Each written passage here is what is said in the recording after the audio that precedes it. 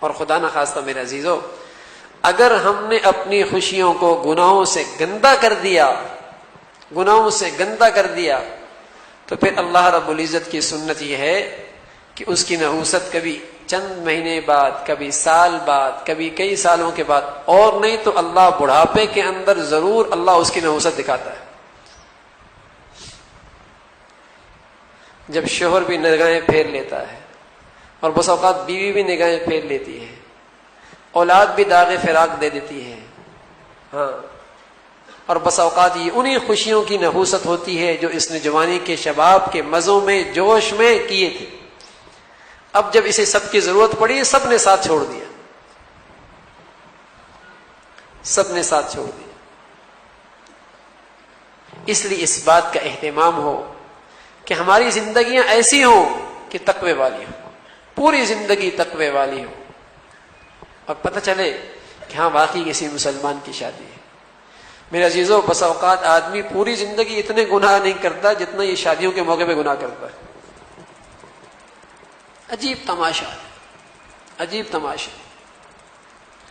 حالانکہ جب رسول کریم صلی اللہ علیہ وسلم نے فرما دیا کہ ایک قوم ایسی بھی ہے کہ جسے میں نے نہیں دیکھا، اور وہ قوم ایسی ہے کہ اللہ کی نظروں سے اتنی گر گئی، اتنی گر گئی، اتنی گر گئی کہ اللہ اسے جنت کی خوشبو تک بھی نہیں سونگنے دے گا۔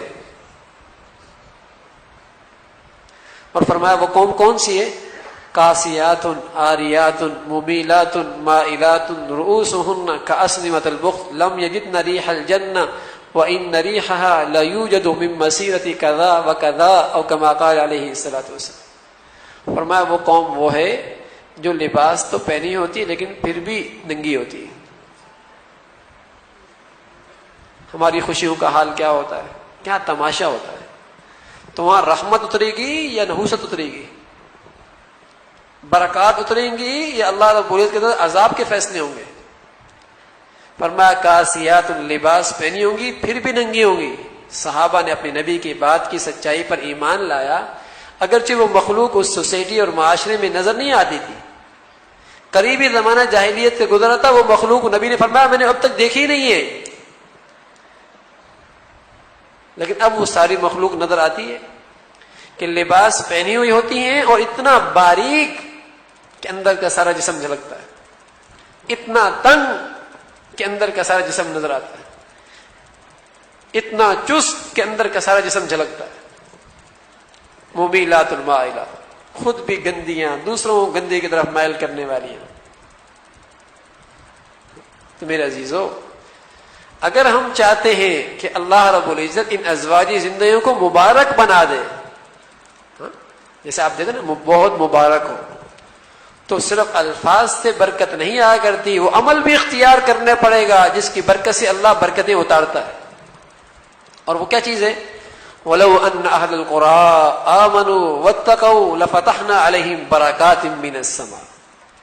اس پورے معاملات میں تقوی اختیار کریں گے تب اللہ برکتیں اتارے گا۔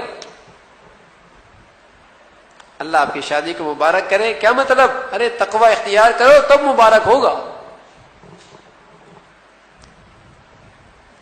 اگر تقوی نہیں ہے اور گناہوں کا سیلاب ہے ہماری خوشیوں میں، تو پھر اس کی نحوست ہوگی، پھر اس کے نتائج بد بھگتنے کے لیے ہم دنیا میں تیار ہو جائیں، آخرت میں تو ہے ہی، اس کے اثرات یہاں بھی دیکھیں گے۔